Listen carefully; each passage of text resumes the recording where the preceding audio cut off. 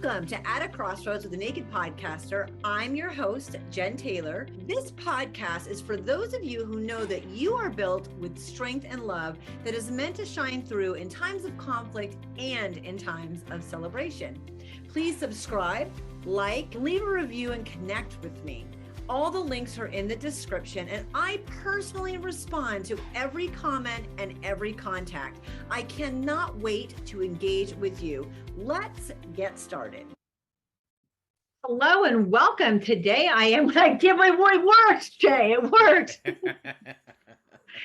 It took us a week to get here, and we worked through some technical difficulties, which is always normal and fun. Thank you for being here. How are you today? I'm good. Thank you so much for having me. And I got to say that all of the extra hoops that we jumped through to get here means that this is an extra special conversation. 100%. Your website is jayshifman.com. Everything's in the show notes. All the links, everything that you have are in the show notes, easy for people to find. But jayshifman.com. And then you have j.campsite.bio, which is super interesting because I don't get these very often, where you can get in touch with you. You can get everywhere on that. So jump into jayshifman.com and tell me all about who you are and what you do. So I appreciate that you shouted out both of them because we'll kind of touch on the difference between why that second one is important. But jayshifman.com is about, well, it's about me. It's Jay Shifman. And it really highlights everything that I'm doing. This would have been late summer of last year, so about 6 months ago, my team and I started trying to separate me from the company Choose Your Struggle. Not that I'm ever going to be completely separate. I am the founder and the CEO of it, but we wanted to make sure that they were two entities, right? That the company was bigger than me because it is bigger than me. And so we created ChooseYourStruggle.com as well, and a bunch of other awesome resources that you can find in that campsite bio, including all the social media, all the podcasts we're working on, the storytelling events, all that kind of stuff. But to your actual question, jayshifman.com is really focused on my story and how I can help people. That's the most important part. It's an awesome site. I'm just going to go through. First of all, you do coaching with people, correct? That is a piece of what I do. Yeah. Right. And what I love is that coaching's not really regulated. And so I can get a coaching. I've got like 3 coaching certifications. 2 of them are like totally worthless. I mean, I can tell you that I have them, but then one of them is really a good one. And the other one is a licensing. It's totally different. And you have more than that. So tell us about, and I'm proud of you. You have your BA in psychology. Thank you. So I'm shouting you out about that, throwing you under the proverbial positivity bus. So tell me about your BA, how you use it, the podcast, you have a book coming up. Let's just jump into all these things. Well, you and I talked before this, and you said something that was really important, and that is that people don't often, get to brag on themselves. And I'll admit, I am really good at hyping everybody else up, and I'm not the greatest at talking about myself. But you're right, I do have a BA in psychology, and like you, I have multiple coaching certifications. I think that they're interesting would be the right word for those because I learned something. But you're right. I think the most important one that I have is that BA in psychology. Shout out to my alma mater, Northern Kentucky University.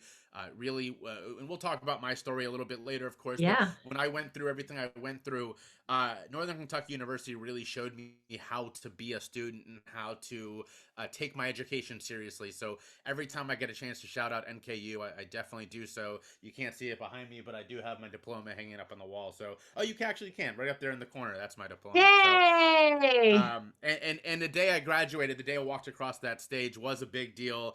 And I was so exuberant in my celebration, actually, that even 5-6 years later, I would get snaps from people on campus who I knew going, hey, look, they're still using your picture to celebrate graduation this year. And it was a picture of me walking across the stage with my arms raised in the air. So definitely was a big day for me. But the reason I did it, to your question, was that everything I went through, and again, we'll talk about my story later, I wanted to understand what had gone on inside my own head and how a therapist had played the role that he did. And so when I decided to go back to college, it was a no-brainer that I was going to get my degree in psychology and try to understand a little bit more the forces that were at play.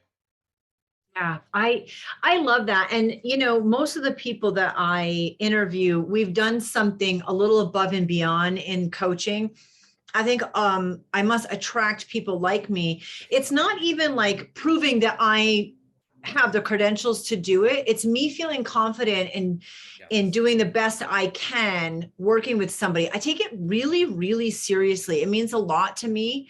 And I know it means a lot to you. If I choose you as my coach, like you take that, it's like the Spider-Man thing with great, what does he say? Becomes With great great responsibility. with great oh shoot, yeah, it's a great I that's a quote we should both know, It's a quote we right? should both know. Okay, so we Yeah, probably have people listening like, it's this. screaming, yeah, right. But it But is that. I take it seriously. You take it seriously.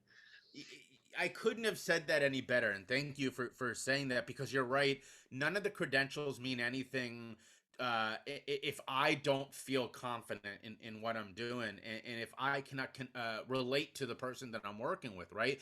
I could have 9 PhDs after my name, but if I'm not there, I'm not responding, I'm not connecting with that person that is in front of me. I mean, let's be honest. None of that means anything, right? And and, Yeah. and so.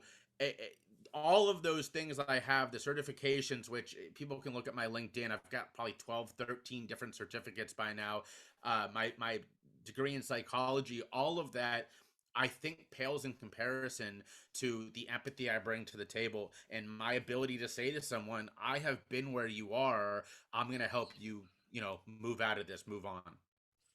I want to point out one of the things that is like the biggest touch my heart on your website. And that is that you say, well, first of all, I love that we're both storytellers. Like we always try to find the common denominator in relating to people. And definitely you and I are storytellers. You have a podcast. And so we are storytellers if we have a podcast, writing a book.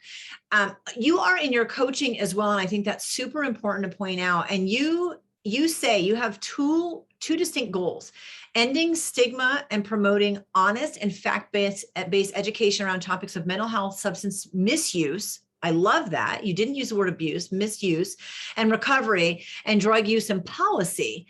So I love that. It touches my heart the way you stated that. This isn't my struggle. I'm not your ideal client, which I love, and we don't coach the same people, which I love even more. I love, though, your take and your direction on how you talk to people. Fervent believer in radical honesty, and that the struggle or recovery should be treated as a one-size-fits-all experience, where the world is constantly trying to put you in a box. Yes. Yeah. Yeah, Yeah. so there's a couple different things to touch on there. Number one, the two stated goals of choose your struggle are what you said: to end stigma and promote that honest and fact-based education. And the reason that is as you can see from my hat, I am a big believer in ending stigma. The harm of just not talking about things is enormous. And I used to live in Charleston, South Carolina. I'm now up here in Philadelphia, and in Charleston, and in the South as a whole, there's a saying, "Oh, bless your heart," which can both mean, "Oh, poor you," and also, go f yourself. And I would try to talk about these topics so often that I would get the oh, bless your heart so often. My dog thought that was my name. So I just really hate this idea that we should sweep these things under the rug. And that's a big part of what I deal with, is just forcing people to talk about these things. But that's not really enough. And there are so many people, so many wonderful people that I look up to, that I work with, that just focus on the stigma, and that's fine. That's really important.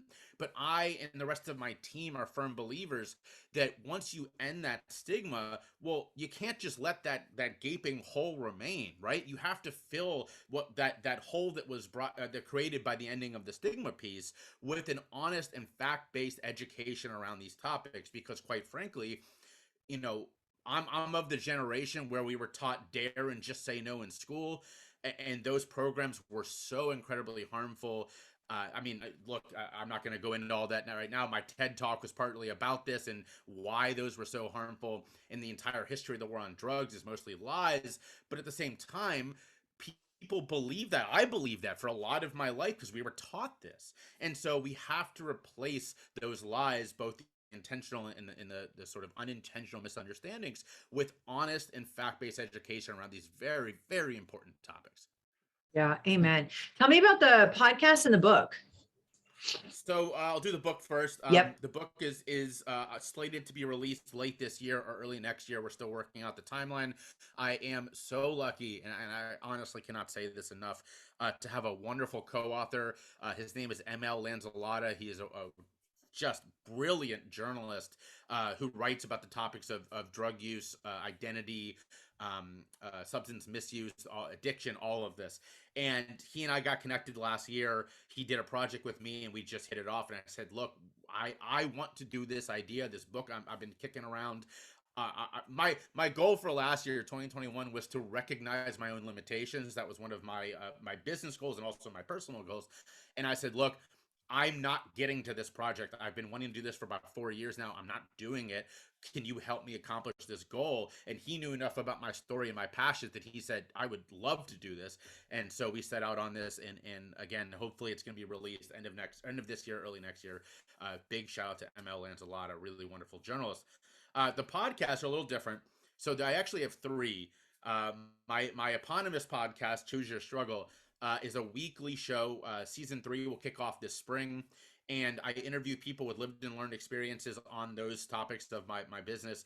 Everyone from authors to people who have started nonprofits after struggling with these issues, to people, household names. I've had former elected officials, a couple of musicians, actors, actresses who have struggled with addiction or mental health, and we just talk about these topics. That's the most popular one. That's the most successful one. The one I'm working on right now is just it's kicking my ass, so to speak. But I started a new one called Made It. It's a storytelling show that over an entire season will tell the story of one person who has gone through the lowest of the lows and has made it back to start something beautiful. And the season 1 is focusing on a woman named Sarah Laurel here in Philly, who started the harm reduction and recovery housing organization, Savage Sisters. She started this from a hospital bed while being treated for trauma from being thrown out of a second-story window at a trap house. She herself is now 4 years in recovery, and this organization is helping hundreds of people in Philadelphia. I am just, it like brings tears to my eyes. I'm so blessed to be on this organization's board. After hearing her story, I reached out and we became friends, and now I'm telling her story, and it's a big deal. It's gonna be, I can say this with full recognition, this is going to be the best thing I've ever done, this show. It is also the most stressful thing I've ever done in my life, and that includes beating my own addiction and surviving suicide attempts. This show has taken everything out of me, and I am so excited for the world to hear it when it's done. Ah, I love that. Let's jump into your story. Actually, I love everything that you're doing, and I know that there's this great story of how you got there as well. So Yeah. we're only doing one episode, not a whole season, but we wanna jump into your story. So go ahead and back in time for us. Yeah, so I'm incredibly lucky, and most people who struggle with addiction or their mental health don't get to start with sort of the love that I did, which was 2 parents who were in the home and 3 younger brothers who loved me very much. I mean, I on the surface, right, on paper, there was nothing that makes you go, "Oh, that's a person who's going to struggle with trauma in their life," right? I wasn't that guy at all. But everything changed when I was a preteen, and a therapist diagnosed me with a whole host of stuff, some of which was accurate. And that would be, I still struggle with OCD, depression, anxiety, and ADHD. But unfortunately for me, this was the late 90s when that era of children being diagnosed with ADHD was just exploding. And for those who don't know their history, that's perfectly fine. There's no reason you should know this. But between the year I was born, mid 80s, to when I myself was diagnosed a little over a decade later, the amount of people in this country who were diagnosed with ADHD went from under 400,000 to over 2 million in a decade. I mean, this just exploded. And what comes with that, right, is new medications, new treatments. And my generation was the guinea pigs for a lot of this. There's an incredible pamphlet on this that was published about a couple years ago called "The Drugging of the American Boy," about my generation, the sort of elder to mid millennials, who were the guinea pigs for ADHD treatment. And I was one of those 2 million young people. Unfortunately for me, my therapist saw this perfect storm that was happening inside of me. And again, that was a lot of medication for ADHD, also a guy who was struggling with his mental health as a preteen. And let's not neglect that this is when we all go through that wonderful time called puberty, where our bodies are just going haywire. And my therapist saw this perfect storm, and instead of seeing what was happening that he had helped create, he gave it a new name, and that was bipolar disorder, and started treating me for that a couple years later. And unfortunately, when you don't have that condition, but you're treated with these high levels of medications, what it did for me was inflame everything else that was going on. My ADHD got worse. My OCD went just out the window. I could not control my obsessive thoughts or my compulsions. My depression and my anxiety were just all over the place. And I cratered. I mean, that's the simple way of describing it. In my early 20s, I was just an absolute mess.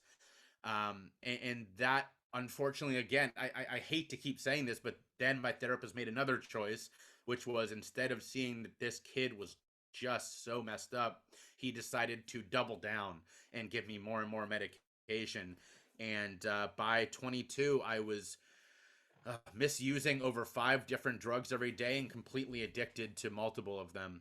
The worst was Klonopin, and Holy it cow. just kept going down from there. Yeah. I want to jump back. So with ADHD, how old are you, out of curiosity? I'm 35.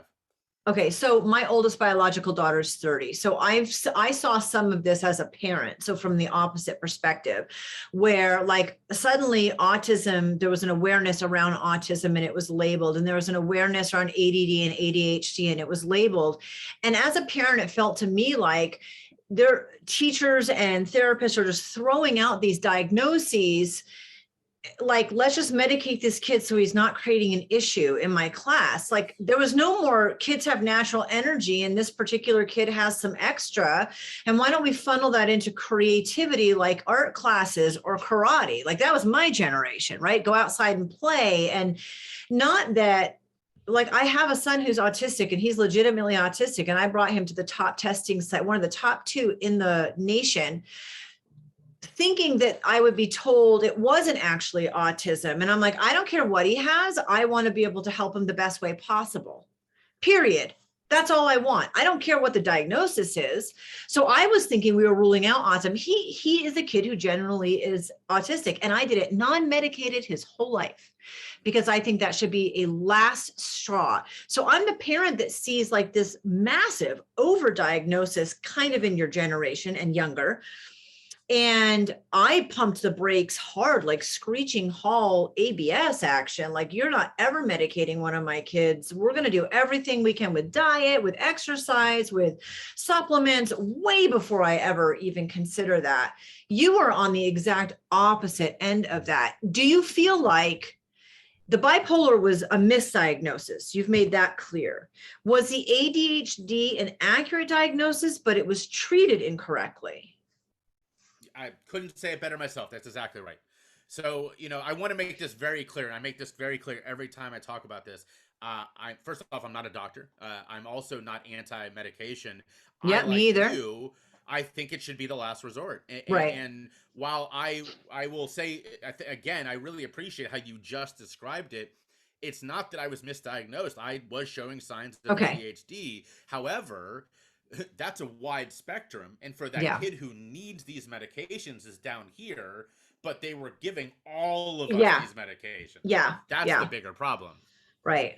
So you felt like the ADHD diagnosis was correct as a child, but that you weren't a kid that should have been medicated for that. And being medicated for that made it so that you were now, like you said, if you're given a medication for something that's not accurate for you, then that's a whole different set of problems. Also, even if you're given a medication that's warranted, there are side effects that then you have to deal with. So then it was a misdiagnosis of bipolar based on your reaction to the medication for the ADHD, and sounds like situationally too, or environmentally or hormonally, like lots of different things, right? That's right. Yep. And then you were misdiagnosed, and again, giving get medication that was, one was just, you didn't need the medication, even though that was your diagnosis. This was misdiagnosed and given a medication you absolutely didn't need, which sends your body in a tailspin. That's why there's all these jokes about Adderall, right? It's like, and what's Adderall for? Adderall is for ADHD. It is. Okay, so if I take it and don't have ADHD, I'm going to run a better race. Yes. It's actually something that athletes use to dope themselves. So I'm going to drop some knowledge on your listeners. Drop some knowledge. Woo! So this is one of my favorite facts that a lot of people don't know. Obviously, Adderall is misused all over college campuses and a lot of high schools all over the country. I mean, we're kind of accepting of this as a country. Yeah, this is happening, but we don't see it as a problem. It's a something you buy from a pharmacy, right? Not a big deal. Do you know what drug is in only, I think it's like 1% chemically different from Adderall? No, I don't. It's meth. Meth and Adderall are their sisters, not even cousins. They're sister drugs. Right. And if we had a situation where half the high schoolers in this country and most of the college kids were smoking meth every day, people would be grabbing their muskets. I mean, this would be a riot everywhere. But that's just the stigma. Now, I that's a whole nother topic. But it is. What I'm trying to say is that we allow the stories around these things to dictate how we respond to them. And nobody would ever think about giving their 11-year-old some meth to smoke in the morning. But nobody blinks an eye, not nobody, many people don't blink an eye when their therapist says, I think little Jimmy would benefit from some Adderall. And I'm glad that I picked the right medication for this, because this has come up so much. Like it's a drug, like breakfast of champions sort of thing. You want to run a better race or get more done. And I had a friend who is an addict, and she used to take her son's Adderall and slam Red Bull and vodka, and that would get her through her day. And every day. Sounds like a good combination to me. I mean, what a cocktail, a little Adderall, vodka, Red Bull. So, I mean, it's a really, really scary thing. And if you were being given that and it wasn't the right thing, it was kind of sending you in a tailspin. Yeah. So there's a couple, you made two really good points here. Number one is that there is side effects for all of this. But then there's also we wouldn't really call them side effects. It's just the knowledge that on a young person's brain, and there's again, this is part of that amazing pamphlet, The Drugging of the American Boy, and a lot of study at this point, that the brain does not interpret or receive the drugs that we are given from a pharmacy or prescribed to us as anything different than, let's say, if I was snorting lines in the morning, right? Of course, I'm not saying that me taking my ADHD medication is the exact same thing as me snorting lines. That's not what I'm saying. What I'm saying is we have this idea that our brain knows a good chemical from a bad chemical, and that is flat out false. To a young brain, this is just chemicals being put into our brains while we are developing. And so there have been numerous studies that have shown that people who are treated for ADHD are in some cases 25% more likely to struggle with addiction later in life, because their brains are already being inundated with chemical alterations too early in life. I mean, again, it's better than if I was getting up and slamming vodka Red Bulls in the morning, but it's not different in the way that we have kidded ourselves into thinking that it's different. I totally agree. Yeah. And so not only was I getting side effects from these, at this point, literally days, sometimes old chemicals, right? Something would drop and my therapist would call me like, yo, we got to get you on this one, right? We got to try this one out. So in that case, of course, there's side effects, but even more so, there's effects. There's just what was supposed to happening to a child. And that is what was happening to me. And then you get, as you said, the therapist seeing my responses to this and going, oh, clearly he needs more. and getting to a point where I'm in my early 20s and I'm on so many different medications that a couple years ago, I got my prescribing records. I opened records, requested literally everything, right? And I got everything that was still available to me. And I showed it to a buddy of mine who's a doctor. And I didn't tell him what it was. I said, hey, look at this. Look at these, prescribing notes. And what would you say about somebody prescribing this? And he takes about 5 minutes and he goes, Jay, I don't know what I'm looking at here. But he said, this is downright criminal, whoever was doing this. And I said, Michael, his name is Michael. I said, Michael, that was me. That was me at 19. And he was just aghast. He was like, how could anyone do this to somebody? I have another question about this. Okay, so I understand you're a kid with lots of energy on the ADHD lower end spectrum. You're seeing this therapist, and a lot of parents just kind of default to the therapist knows best. Like, you've got your doctorate, blah, blah, blah. Right. You had great parents who loved you in a good family situation, who were watching this happen and also picking up the prescriptions. So I guess my question is, why did that all seem okay to your parents? Like, what were their thoughts in this? That is forget million. That is the $1 billion question, right? Right. And we've talked about this a little bit, and there's sort of two explanations here. Number one, this therapist was not only well known in my community, but he was revered, and my whole family was seeing him at one point. Not my whole family, multiple of my younger brothers. He had this aura around him, and I say this in my forthcoming book because that question comes up a lot. But yeah. I trusted this guy. I was blown away by this guy. To me, he was a cool older brother kind of guy. He was a little bit of punk. He was kind of this was back in the mid to late 90s, when being gay was like, you kept that under the rug, and he was out and proud about it. I mean, this was a dude who was just, to pardon my French here, but he was the shit. And so he was also brilliant. And he said, I needed all this. And so we trusted him. People have asked me, I get asked this on interviews a lot, am I angry with my parents? And I say flat out, no, I am not, because if that were my kid, I would probably do the same thing. And proof of that, a couple years ago, a buddy of mine called me up and said, can we get lunch? And, that wasn't out of the blue, but so I wasn't, suspecting anything. But we sit down and he says, look, my son was just recommended ADHD medication. And I know your story. Would you mind? Can we talk about it? I said, sure. His son was 7 years old, and they wanted to put him on medication. And it just turned out he had, like me, had problems in school. He couldn't pay attention. He was rambunctious. And I said, look, I don't have a kid. I don't know how to make this call. What I would say is, if there are options, do everything you can. Do not put this kid on medication at 7 years old. And so he ended up pulling him out of that school, putting him in a school that was more creative, more welcoming to, or welcoming to different children. And he's not been on medication since. He's been great. They cater to people with that, to kids with more energy, and he's been fine. But that wasn't the handling that I got when I was young. And well, I mean, there's a lot to say about this too, right? I grew up in the 70s, and when I wrote my book, I had to go back and really study and document what life was like in the 70s to give reference. And I grew up in it, but I was 0 to 10, from 70 to 80. Like, my perception of the 70s, and it really is indicative of time periods too, where it doesn't make sense now that your parents would have been like, sure, cool.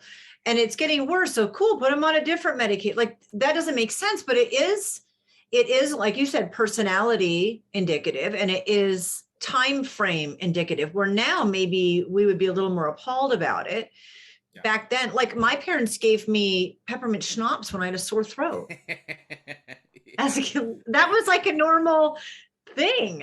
Nobody even thought about it. I could smoke my dad's cigarettes if I want. Like, there was the 70s, nobody cared. And it seems outrageous, right? Because now we can buy NyQuil. Why would you give peppermint schnapps? But anyway, I think it's indicative of the time. A little bit better, it does. Yeah. But you just said in the 90s, and also these later millennial kids, and a certain time frame when things were being overdiagnosed and over medicated and overused, and it was kind of like a guinea pig society in a very bad way. So you had the ADD medication. He misdiagnosed you with bipolar, gave you that medication. Let's go from there, because now you're in your late teens, early 20s. You're an adult. You're in college, I'm guessing. You graduate high school, you get out. Keep taking us on this path. So I go to my freshman year of college, and I am descending. That's the only way to put it. I rarely go to class. I'm spending most of my time trying to deal with how horrible I felt, to be frank. And at this point, in high school, I was an athlete. I didn't say that before, but I was a baseball player. I had a chance to play in college. I turned it down. I mean, that was my life. So when I look back, I loved that I was sober. All of my friends drank and smoked, and I was sober because I was an athlete. And in reality, I'm taking 10 times what they're taking every single day, right? Yeah. Uh, but in college, that was all gone. My reason to stay sober was gone. I was no longer an athlete. And so I felt horrible. And what was my answer? Smoke weed all day and drink a lot at night. Now, I want to be very clear. I'm not judging myself from that time, because I was in such a rough spot that was literally getting me through the day. I was having a therapist who kept upping my drugs. I didn't know to say no, and the only thing that kept me from plummeting or ratcheting through the roof every day was weed and alcohol. So I was doing a lot of that. I did terrible my freshman year. I failed. I transferred before I failed out of college. Went home and went back to Cincinnati, where I'm from, and went enrolled in school there. And it just kept getting worse, because now I was closer to my therapist, and he could make recommendations more, I guess, a little bit more quickly, because he was seeing me more often. And the use continued. And this is where, by this point, like I said, I'm on 5 or 6 different medications a day. I'm misusing all of them. Um, if you've ever seen the show House, and you know how he pops his Vicodin, that was me with just a handful of Klonopin 3 or 4 times a day, and that was one of 6 drugs I was on. So I was just so heavily medicated. But Klonopin was the one that I was so physically and mentally addicted Tell to. me what Klonopin is for people who don't know what that one is. Sure. So Klonopin was actually invented as an anti-seizure medication. That's still its number Mm-hmm. one recommendation. However, it has become one of the most used drugs on the market for anti-anxiety. Ah, Now, it is a drug it's one of the most dangerous drugs out there for 2 reasons. Number one, it is incredibly addictive, which, I mean, a lot of drugs are. That's fine. As long as you know this, as long as you're smart about your use. I was not. No one had ever told me what addiction looked like. No one had ever told me mm-hmm. how to spot when I was struggling first with misuse and then eventually addiction. That's number one. But number two is the lethal level of Klonopin is not that high. And I Oh, was approaching and then going, by the end, I was taking more than what is recognized as the lethal dosage literally every single day. Um, Klonopin is so bad that this is a joke amongst us in recovery. If you go into a rehab facility and you're on heroin and Klonopin, they get you off the heroin first because it's easier. So oh, that was the wow. drug that I was taking 4 or 5 times a day by the handful. And again, that was one of 6 drugs I was on. And then I was taking all the other street drugs to try to deal with how horrible I felt. It is outstanding you didn't like end up in the hospital in the ICU on life Yeah. support. Like, that's outstanding that you were functioning in any capacity at all. So I'll say this. I don't know that I would say I was functioning. Okay. I was avoiding. So every morning by this point, when I'm 22, 23, I would wake up, and if I didn't take a handful of drugs, and I don't mean, okay, this drug, now this drug, I mean literally just a handful into my mouth, I would immediately go into withdrawal. And withdrawal, Mhm, for those of you who've never experienced it, is the absolute worst that I've ever felt in my entire life. mhm. This podcast I'm doing, I was just editing the part where my friend talks about her withdrawal, and she says it's the worst flu you've ever been on times 10 every single day while you're experiencing this. It's awful. And given the choice between using in an unsafe way or misusing and going through withdrawal, I choose that every single time. Withdrawal is so painful. And that was my day every day. If I missed it by even a minute, if I woke up and went to the bathroom first, withdrawal. So that was pretty horrible.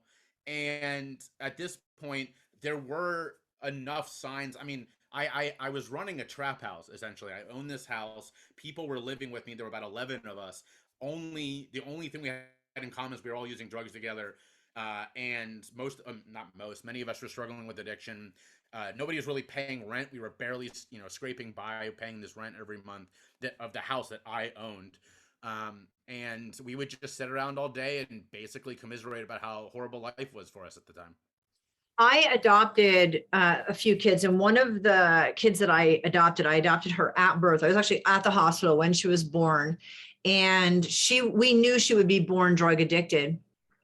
And for 8 weeks, she couldn't regulate her body temperature. She had to either be like naked in a diaper against your skin and wrapped with a blanket or on a heating pad. We had to weigh her with a gram scale every day to make sure she wasn't backsliding. And she shook uncontrollably. And watching this under 5-pound little girl go through 8 weeks of withdrawal was the most horrifying thing that I have ever experienced. And I mean, she doesn't remember it, thank goodness, because you're right. It's a horrifying thing to watch someone go through too. Yeah, at this time I was pretty alienated from my family. I imagine, yeah. They would come over rarely. The times I saw my parents the most were my mother knew how bad off I was, and she would just call randomly, and if I didn't answer my phone, she would immediately assume I was dead, and so she'd drive over to my house. She had a key to this trap house I ran, and she would let herself in, run past all the other people, used and around me, and wander the house till she found me. And I would not often, probably once every couple weeks, wake up with her standing over me going, "I thought you were dead. You're alive. Great." It was just, reassuring herself basically that I wasn't dead yet. I mean, okay. So this is setting you, like, there's lots of spirals. There's so much going on. And then what happened? Because,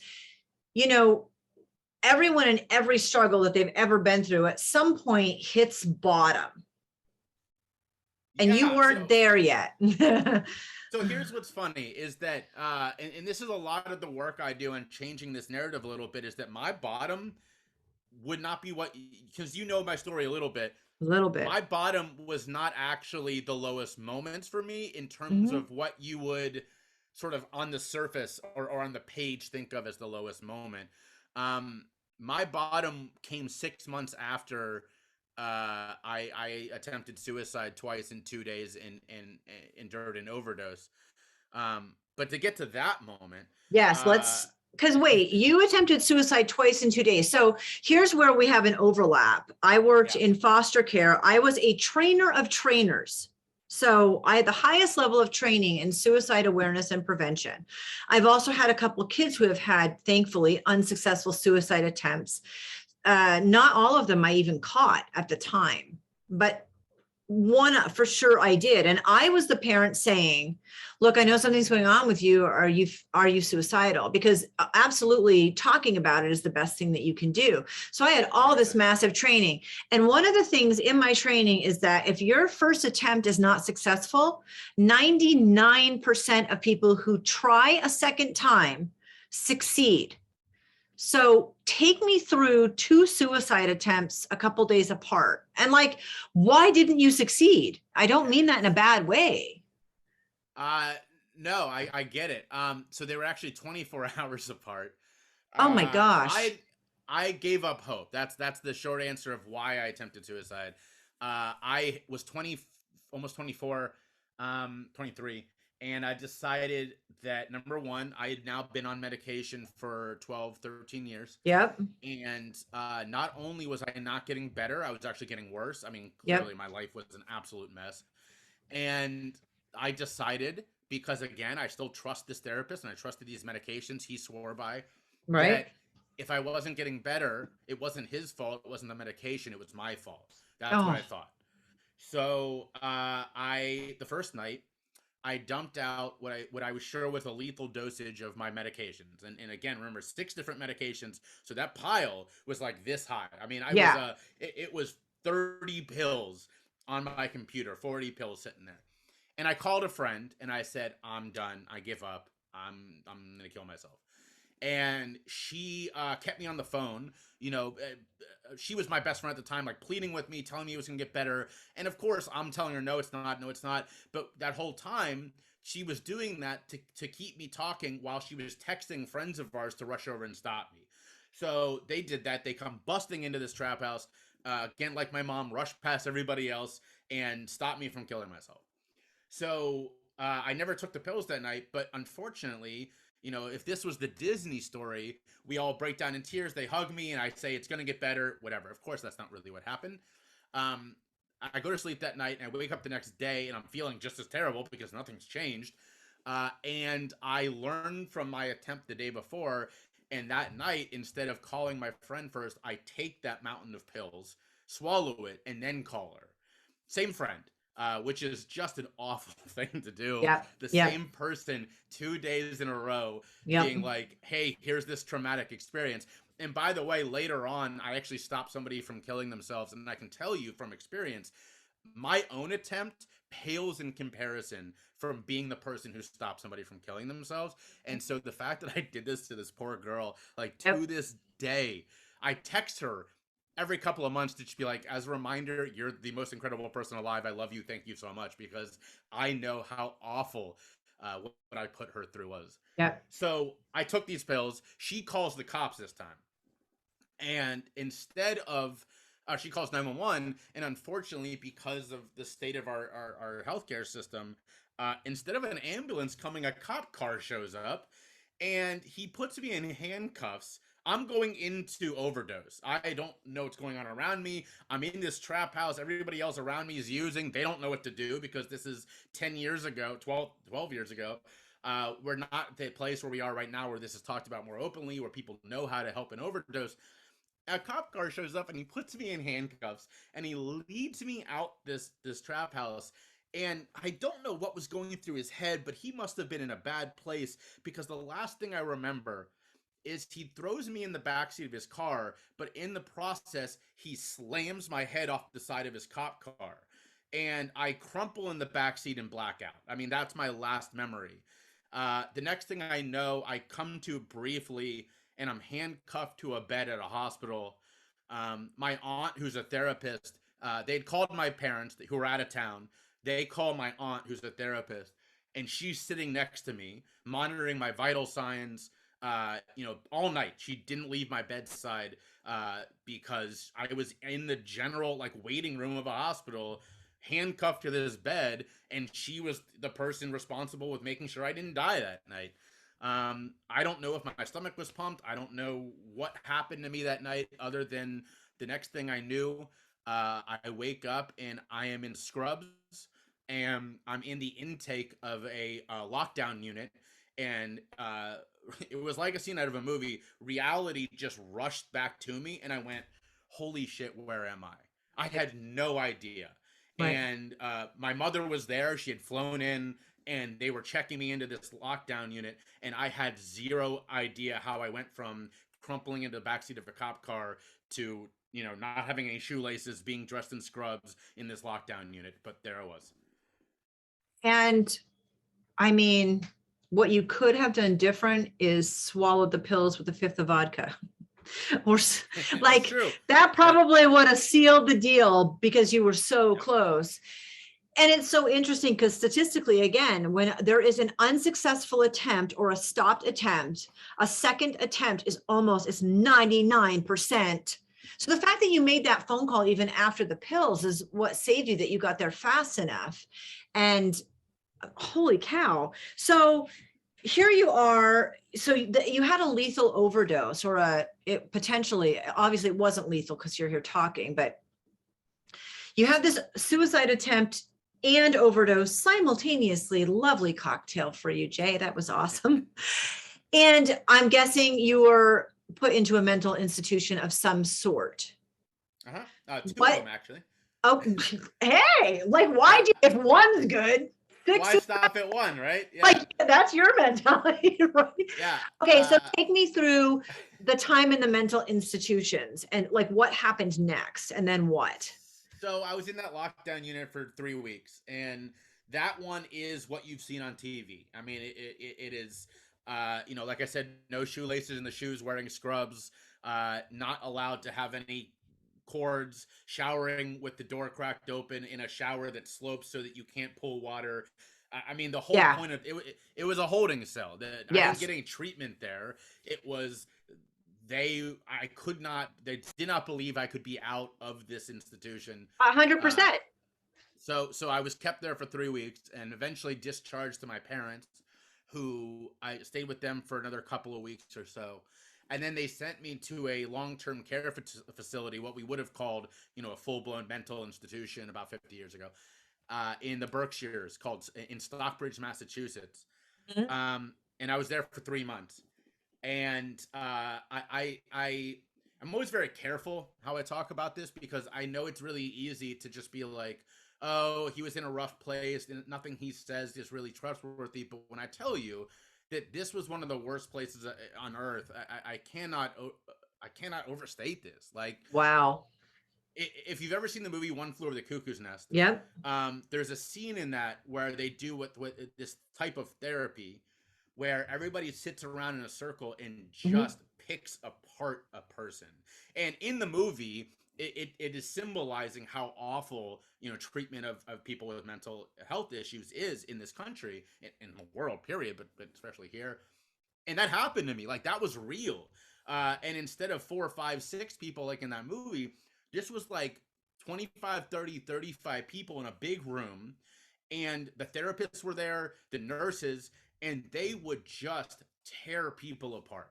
And the idea, if they would never say this, was you got to tear someone down before you can build them back up. Which is kind of, it's crap, I think. But it's awful. And this was so traumatic that, it's one of those things that is so hard to talk about, because there's just no way to relate the feeling of, and I was really lucky. This only happened to me once in the 3 months I was there.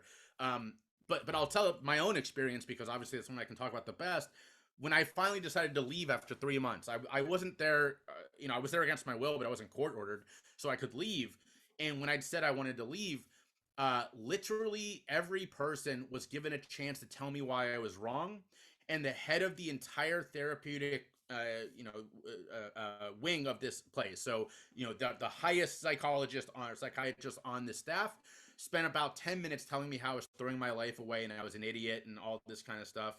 And if it wasn't for I always tear up when I talk about this person, because she's no longer with us, but one of my good friends there, this incredible young woman named Robin, who sat with me and held my hand as I just had to bite my tongue, because the only way I could get out of this place was to take this abuse. And she just sat there with me, held my hand, and after about an hour and a half of just being torn apart, it was over, and I was allowed to check myself out. And that was one of the worst days of my life.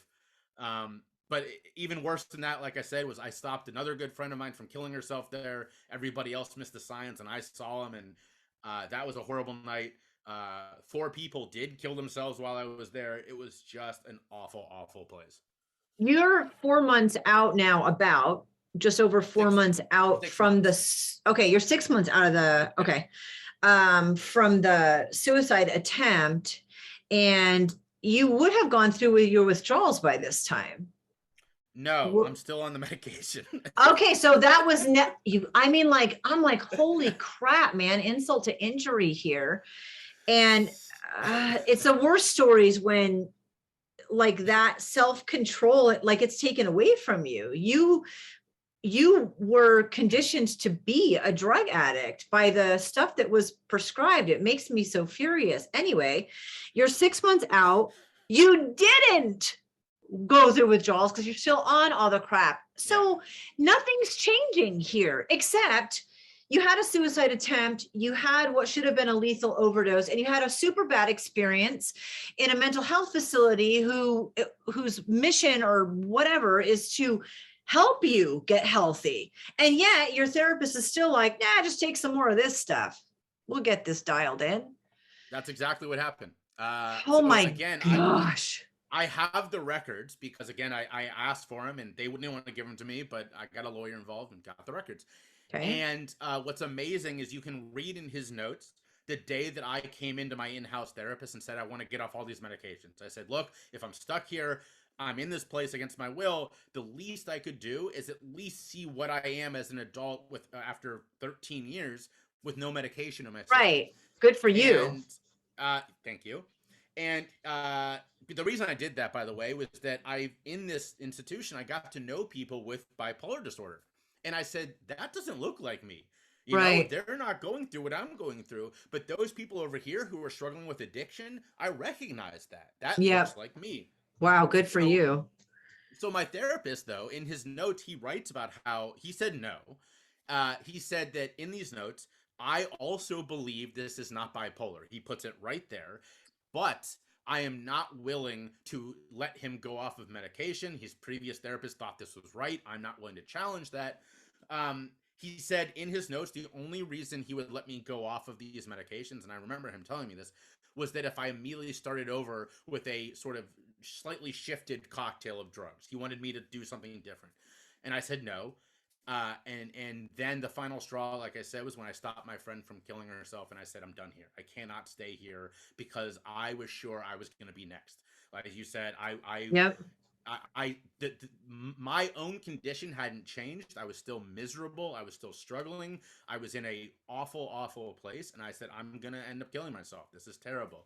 Right. So I checked myself out. I went through that horrible experience of being the subject of everybody's hate. Checked myself out.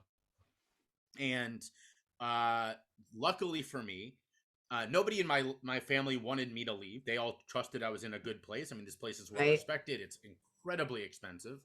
But one person I was able to persuade that if you do not let me come live with you, I'm going to do this on the street. I am so committed to figuring out who I am without drugs that I'm going to go through withdrawal on the street, and that's probably going to kill me. Okay. And that was my grandmother. That was this person. Wow. Okay. And I'm her oldest grandchild. Since I was a kid, we've been very, very close. And she said, okay. So I checked myself out and started driving cross country and to live with her in Arizona to go through withdrawal. And this is where my lowest moment. I wanted to circle back to my rock bottom because I think this is really important. So I'm driving from the Berkshires to Arizona, and I'm going through New York, and then I'm going to cut across the country. Correct. And I drive into Manhattan, and within 5 minutes, I am T-boned by a cab. And it bends the rear driver's side of wheel of my car in. And most people would say, okay, I'll put this car in the shop for a couple days. I'll figure something out. I didn't have that luxury. You know, I had enough medication to like get me to Arizona. If I didn't get there, I was going to go through withdrawal by myself. I had this time frame. I had to get there. So I start driving in a car on 3 wheels. And I'm driving through Pennsylvania, near where I live now. And my car gives out in Johnstown, Pennsylvania, which is this small industrial town in the middle of nowhere, Pennsylvania. So here I am. I'm literally 2 days out of a mental institution. I'm all by myself. And I'm sitting on a dirty truck stop motel carpet in Johnstown, Pennsylvania. It's January 2nd. It's the middle of a blizzard. And the only thing open is a gas station across the street. So I'm eating Pop-Tarts for dinner. And I took one look around me and I absolutely gave up again. I said, I was so sure of myself 2 days ago. Here I am just 2 days later, completely alone in this awful, awful hotel room, not anywhere near anybody I know, in this industrial town where nobody gives a shit about me. And that was the night that I hit what I recognize as my rock bottom of if I had died that night, I didn't care. I was done. I couldn't keep fighting. So you're 2 days away from your grandmother, and what was your plan of action? Like, you have a car. How did you end up getting there? How did you get through that night? So I did what I did what most of us in recovery have a shared experience of. I asked for higher power, and unlike some people, but like many others, nothing came. There wasn't some hallelujah moment. I didn't, sort of have this like recognition that I was going to be okay or something. Uh, and instead, I laid there curled in a ball, just dead inside, weeping, Yeah. just a mess for about an hour. And then I cried all I could. I had nothing left in me to cry. And I finally went, all right, if I'm going to get better, if I'm going to succeed at this thing, no one's coming to save me. I got to do this myself. Mm-hmm. And so I went to sleep and I got up the next morning and I called my mother, who was furious at me for leaving this institution. And I said, look, that happened. There's no changing. I'm not going back now. So I need you to okay renting a car, or like help me rent a car so I can drive to you in Cincinnati and you can put me on a plane to Arizona. And she said, okay. And I left the car there at a shop. I rented this other car, made it to Cincinnati, and then flew out to Arizona and started going through detox the next day. Okay, so you made it there barely. I Barely. want to ask that we've hit your low and you're on your way to your grandmother. You've arrived at your grandmother's house. So we've gone through the story. Can you recap? I'm trying to hear what things made a positive difference in you getting through this. I know you had a good family that you're not angry at, which is great. And you had a friend who was suicidal. And by being the outsider, you saw a glimpse. It was like looking in a mirror, I'm sure. Yeah. What were things that were helping you get through this other than tenacity and recreational drug and alcohol use? Like, I mean, what were any bright moments helping you in this situation through this whole last 13 years?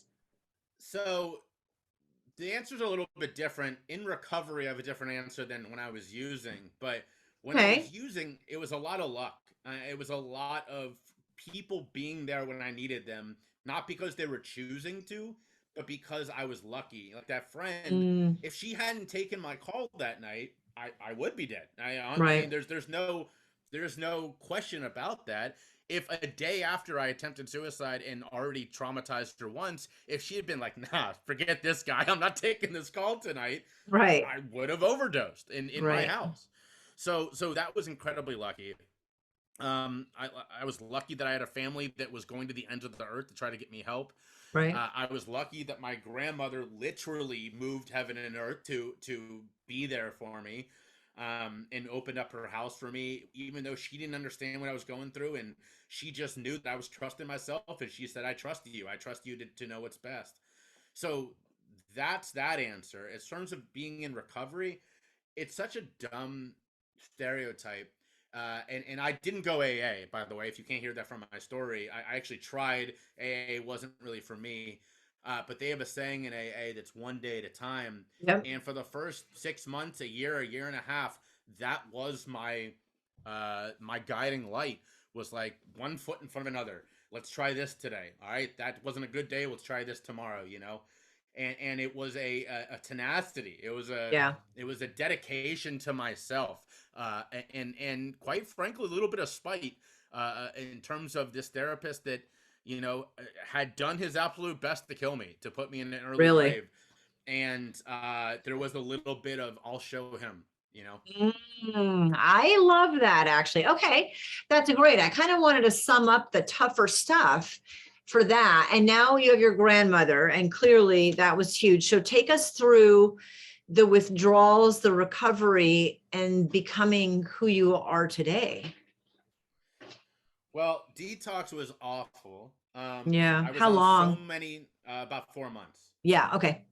So I was on so many drugs that I couldn't go through cold turkey. It would have literally Right. killed me. Yeah. And again, Klonopin is so awful to you that I mean, there's no question. I would have died. So I went through what's called step down. Yep. And step down, for those who don't know, is where you take a little bit less every couple of days until it's all out of your system. And for me, that was somewhere 3.5 to 4 months. And that was, imagine, this is how I kind of describe this. imagine you have a wound that is so sort of so traumatic that you can't just let it heal. And every day you have to reopen the center and just allow the exterior part of it to heal. And every day that gets a little bit bigger and a little bit bigger to the point where what you're reopening is smaller and smaller. And for me, after 3.5 to 4 months, I didn't have to reopen that wound anymore. And I was able to stop taking all the pills. Yep. But it was the most painful thing I've ever done. My mind was all over the place. My body was going haywire because I was depriving it of the number one thing it had relied on for the last 13 years. I couldn't get out of bed most of the days. If I was able to get out of bed, the one thing I look forward to is every day my grandmother and I would sit on the couch and watch the Ellen DeGeneres show. That was Yeah. our go-to. I cannot.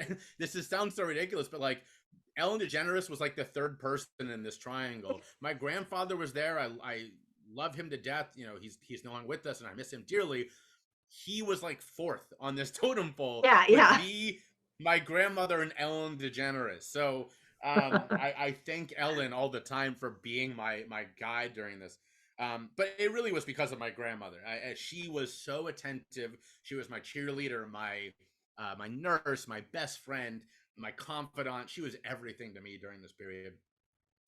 So after 4 months, I was feeling better, and I was done going through detox, and I wanted to restart my life. I was very anxious, and looking back, I wish I had taken more time, but I was so raring to go to try to get back to my life. And I moved back to Ohio and slowly started picking up the pieces, and got a job, got my first relationship in recovery, went back to school, like I said, and eventually got my degree in psychology. And I rushed that period a bit, and I was definitely not healed. I say this all the time. It took me 5 years to actually get to a point where I felt healthy, to get to a point where I thought my age, my maturity, my health all caught up with each other.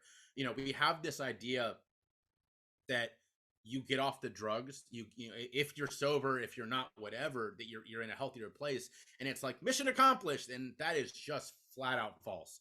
It was a solid half a decade before I got to a point where I looked around and went, yeah, I'm good. I'm Right. here. I'm back to where I need to be. What would you say? I mean, yes, I'm so glad you pointed that out. A huge thing is getting off the drug. I mean, that is a really, really big piece. And you took the time. I don't know. I mean, I appreciate and applaud your tenacity in that section of your life, even though, yeah, you could have slowed it down a little bit, because you had 13 years taken from you, essentially, that you weren't doing of your own volition. Someone was actually medicating you to remove that 13 years that you had stolen from you. So I kind of applaud your drive and tenacity in that period of time. It's just like you catch the suicide attempt and you into, like, even if you got into a good program, that's just step one. That's not where everybody always goes, oh, phew, we missed, we dodged that bullet. And like, okay. And then you're leaving this, it's like foster kids that age out and you're like, good luck. I mean, it's the same sort of situation, right? Suicide, drug use, foster kids. You can't just pat on the back and go, well, glad we got through that tough stuff. Now you can go live your life. Because how are you living your life? So I like actually that you kind of braved through it, and I can see where you wanted to reclaim your life, and I can also see where it would have potentially been beneficial to slow it down, and that you gave yourself grace that it took like a good 5 years. Well, yeah, you lost 13, so maybe half that time to regain some sanity is not really a stretch. And that's what people don't understand. It's the after that people don't understand. Yeah. Okay. Oh, that's so well put. So my friend Sarah, whose story I'm telling in the podcast, she and I Yes. were talking the other day, and she's 4 years in, and she said, "Man, I'm so proud of you for getting 12. Like, I can't wait till I'm that." And I said, Sarah, counting time. Like, I know she's an AA person. I was like, I know that's what they really preach in AA, and that's fine. As a person 12 years on, it doesn't mean shit. The first Right. 5 years, I was just as unhealthy as I was when I was in recovery, when I was still using actively. What matters more is your health, what you're doing with your recovery, what you're making Right. that time. Don't count the time, as they say, make that time count. Yeah. And I said, look, you're doing so much incredible stuff 4 years in. I honestly think your recovery is on the same pace as mine or farther, because it's not about the time. It's about you. It's about how you feel and what you're doing. And I wish more people recognize that, and less. I mean, I'm super proud of my 12 years. I don't want to minimize that. Like, that is amazing. But it doesn't tell a story. It just Right. is a number. I think it's also important to point out, and I've been surrounded by people struggling with addiction, that addictive behaviors are separate from the actual addiction you had. You can remove the addiction, but not remove the behaviors. I mean, some of the people that were the least nice that I've known use the excuse that they can just apologize and that they have addictive behaviors. So all I have to do is say sorry. And there's something in that that comes from AA that I think is a disservice to everyone, because you're still in your addiction if you're doing that. You're not, it doesn't matter if you have 20 years clean time, if you're using your addiction as an excuse to treat people badly, or you know what I mean. So there's so many pieces to addiction too. So that's pretty much what you touched on. And it's hard. Is it still hard for you? Is the addictive, what is hard for you? I guess missing any medications, sinking back into it, having thoughts that you want to use again, having addictive behavior. What is hard for you, if anything, at this point? That's a wonderful question, and it's a really hard one to answer. I know. I I am really lucky that I don't have a lot of desire to use in that way. Good. I I'm not gonna lie. We don't keep pills around like that. If my wife needs them or something, of course, I'm not gonna be like, you can't have them. That's not. I have more control than that. But actually, great story. A couple years ago, I was in a car accident. Everything was fine, but I hit my head on the steering wheel, so of course went to the hospital. And they said, "Here, we want to give you some Percocet for the pain." And I said, it's okay. I'm in recovery. I don't really need that. And by the way, I have a healthy relationship with alcohol. I'm not sober. I can drink safely. I don't have those triggers, but I don't go anywhere near pills because Yep. that's a trigger for me. And the nurse said, "Oh, but it's okay. I can give you these pills." I said, "No, like I don't think you understand this. I could be fine, or I could be right back to this horrible hellish place. Point is, I'm not really willing to take that risk on a bump on my head that I can take some Advil for." And this became a whole thing. She went and got the doctor who tried to force it into my. It was a whole thing. But I was strong that day and was like, "No, I'm not gonna take your pills. Like, don't whatever." But I might be having a bad day, and that little voice in the back of my head goes, what would make today better? And it's like, no, don't. I'm not gonna listen to you. So Right. of course there's that. Of course that still exists. The things that are the hardest though are that when you're a teenager in your early 20s, you're going through college, you're in high school, whatever, you're learning a lot of life skills. You're learning about yourself. You're learning how to cope with the world. And that was what was denied me, because my answer was drugs. My answer was take these pills. My answer was, if I'm stressed out, pills. If I'm, anxious, pills, whatever the case is. So I've had to relearn all of this. And sometimes I have to give myself that grace to be like, I am struck. This project made it. Like I said, this podcast, it's going to be the best thing I've ever done, but it's also one of the most stressful things I've ever done. And I have no fingernails. I am like stressed out of my mind. And sometimes I'm not handling that stress as good as I can. And I have to remind myself I'm still learning. I may be 35, but I kind of have some of the skills of a 23, 24-year-old. And I am still forcing myself every day to take that positive step one day at a time to get better and get better and get better. And just because I'm 12 years on, just because I've been healthy, I would say, for 6, 7 years, doesn't mean that time was not completely lost, and that I should just be okay with the fact that I did have all that taken away from me. So that grace is a big piece of it, I think. I love that. I want to go back and close on jayshifman.com, right? And you work with people. I want you to talk about who you work with and how they can find you and if you're the right fit so that they can learn a little bit more about that. Thank you. Yeah, so there's so much different things that my company Choose Your Struggle do. The first thing, we sell a lot of merch, and I want to say that first because of what I'm wearing. Yeah. This is a picture of my grandmother, the grandmother, my angel, wearing one of my shirts. That is the slogan from my podcast, and that's why I wear this, is that was such a beautiful moment for me to come full circle, to be able to send her merch of my company that exists because of her, right? I mean, if it wasn't for her, I wouldn't be here. She is my number one supporter, and I love her very, very much. So this is a picture of her wearing some of my merch, and it's very special to me. Um, but we do a lot of things. We as we talked about a lot, we are storytellers. We have multiple podcasts, multiple live events, live and virtual. And the call for that is obviously tune in. You can find me on my website, but more importantly, I'm always looking for stories to tell. That's the most important thing. If you are someone who has lived through some kind of trauma, it doesn't have to be addiction or mental health, it just has to be trauma, and you're willing to talk about it, please reach out. You may end up on the podcast. You may end up on one of the storytelling events. If you're here in Philly, we're taking these events in person this year. Very excited about that.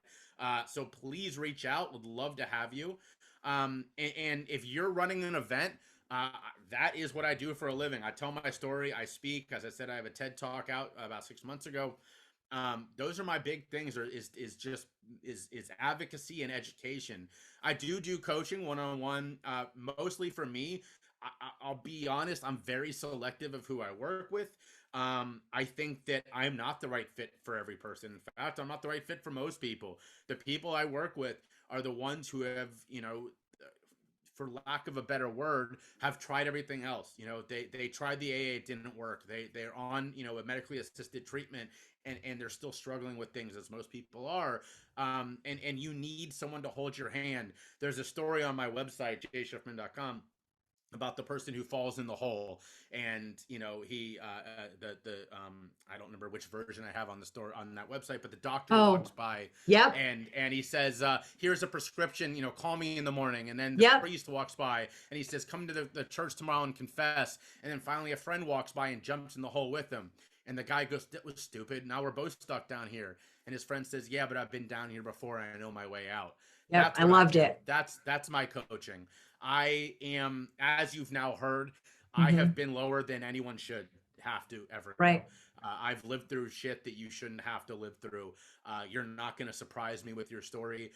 The stuff that I did, the stuff I've been through, the people I work with now. I don't want to say I'm unflappable, but I've seen it all.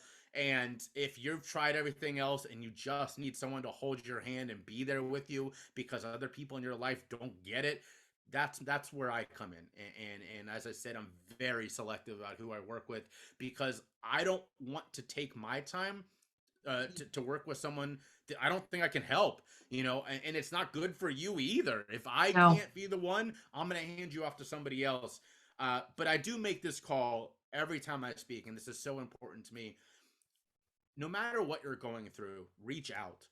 Those of us who do this work, we have a saying, that we'd rather spend 2 hours talking to you today than 2 hours at your funeral tomorrow. So whether you just need someone to tell you it's going to be okay, or it's okay to feel the way you're feeling, whether you want to work with me, whether you want to tell your story, whether you want a referral to my new incredible friend that I'm talking with today, just reach out. That's the first step. Yep. Because I did the stupidest thing that you can ever do, and that was I decided that there was no hope and there was nobody there for me, and I only reached out to tell somebody I was going to take my life. And I, again, if I haven't said this enough, I now recognize how horrible that was, both for me and for that person. So please reach out and just say, I'm struggling. I am. Maybe you're thinking about this. Maybe you're not. But I just need somebody, and I'll be there. You can find me at my websites. Find me on social media. I'm Jay Shifman, or Choose Your Struggle everywhere. I had somebody reach out over TikTok and say they needed to talk. Please don't reach out over TikTok. I don't remember I have a TikTok until my employees remind me I have a TikTok. So not the best, but if that's the only way you feel comfortable, then I guess reach out to me over TikTok. Jay, thank you so much for being on and for sharing your story. I appreciate you so much. No, thank you for having me. This was fun. This was a great conversation. You're a very welcoming and loving host, and I very much Oh, appreciate that. thank you.